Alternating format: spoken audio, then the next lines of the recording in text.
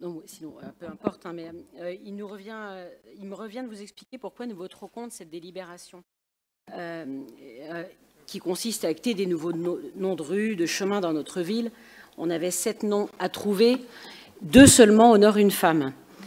Or, dans quelques délibérations, vous allez nous proposer de voter la feuille de route pour l'égalité femmes-hommes, dont l'un des objectifs présentés est notamment de féminiser les noms de rues. Pour répondre à cet objectif, vous listez un certain nombre de propositions et de pistes d'action qui sont tout à fait intéressantes. Alors nous nous étonnons de cette délibération, d'autant que ce n'est pas la première fois qu'on en parle dans cette enceinte. Soyons encore plus ambitieux. Donnons-nous un objectif chiffré. Le fait qu'une rue soit baptisée d'un nom d'homme ou de lieu-dit doit et devrait dorénavant être l'exception. Sinon, nous ne parviendrons jamais à combler le retard lié à l'histoire que nous regrettons tous. En commission, il nous a été répondu que les choix qui nous sont présentés dans cette délibération sont le fruit du travail des conseillers de quartier, et je les remercie pour ce travail.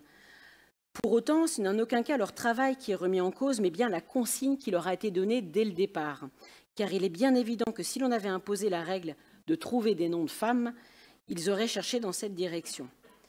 Alors nous avons des propositions à vous faire et je pourrais d'ailleurs vous donner un document sur lequel nous avons commencé à lister des femmes qui aujourd'hui pourraient être honorées et n'ont pas encore de nom de rue dans notre ville.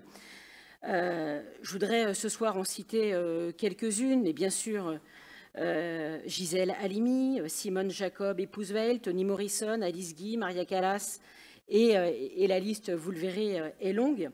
Et encore, elle est loin d'être exhaustive. Et nous profitons de cette délibération pour aborder un deuxième sujet et redire notre volonté de travailler à vos côtés à la sensibilisation des Angevins pour débaptiser certaines rues dont les noms n'ont aujourd'hui plus aucune raison d'être quand on connaît l'histoire, les actions, les écrits. Et on en a reparlé à nouveau en commission. Bruno Goy a rappelé que le square Alexis Carrel, notamment, devrait être à l'ordre du jour de ces débaptisations au regard des propos que cet homme avait pu tenir, partisan de l'eugénisme. Selon lui, pour assurer la bonne évolution de l'espèce, il fallait éliminer les porteurs de gènes indésirables. Ainsi, les malades mentaux, les handicapés, les sourds, les aveugles, les homosexuels, ainsi que toute personne hospitalisée depuis plus de 5 ans auraient dû être éliminés.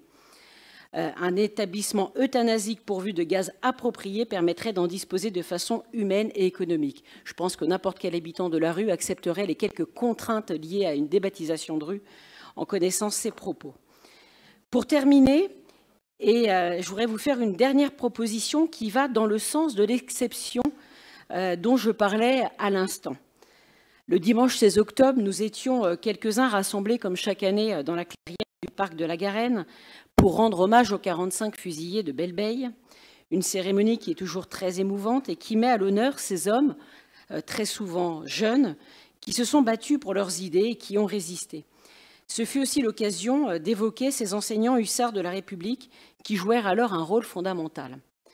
Or, il se trouve que ce 16 octobre, c'était aussi le 2e anniversaire de l'assassinat barbare d'un enseignant, Samuel Paty, dans des conditions que nous ne pouvons et ne voulons oublier. Victime du terrorisme islamisme.